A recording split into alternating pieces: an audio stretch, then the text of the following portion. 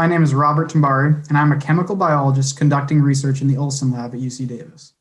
My project centers around designing, synthesizing, and testing photoswitchable tools to better understand biological systems. The power of photoswitches resides in the spatial and temporal resolution that light offers. The idea is that under one wavelength of light, you can render a photoswitch active where and when you desire. All the while, under another wavelength of light, you can inactivate it with the same precision. The challenge with photoswitches hinges on the fact that it is often difficult to predict which compounds will photoswitch efficiently before synthesizing them.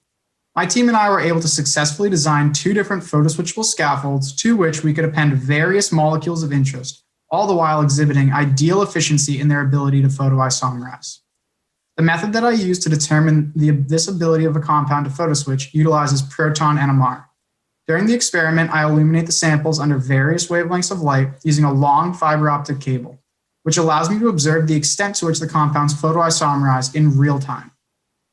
We achieved the first scaffold through an azide-alkyne click reaction to generate 8 aryl triazole photoswitches.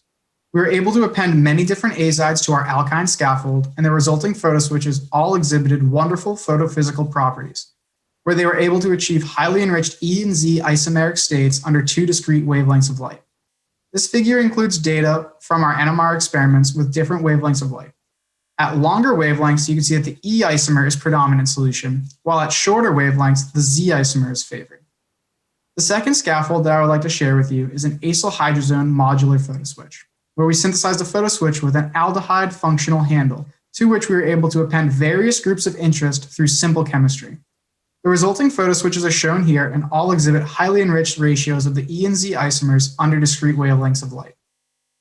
To demonstrate the spatial and temporal precision of our scaffold, we synthesized a photoswitchable surfactant, where under green light, the compound acts as an amphiphile with a polar head group and a long, greasy tail. But under blue light, the compound photoisomerizes to the Z isomer, where the greasy tail gains polarity, reducing the amphiphilic nature of the compound. Shown here, you can see a biphasic solution consisting of a polar aqueous solvent and a nonpolar organic solvent, where our fluorescent photoswitchable surfactant is located between the 2 layers. During this clip, you can see that once the blue light is turned on, the surfactant loses its amphiphilic nature and the 2 layers that were once intermingling separate immediately, with most of the change occurring at the location of greatest photoswitch concentration.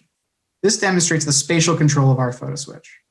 This next clip demonstrates the temporal control of our compound, where you can see the biphasic solution separating under blue light, which then halts immediately under green light, with the restoration of the amphiphile.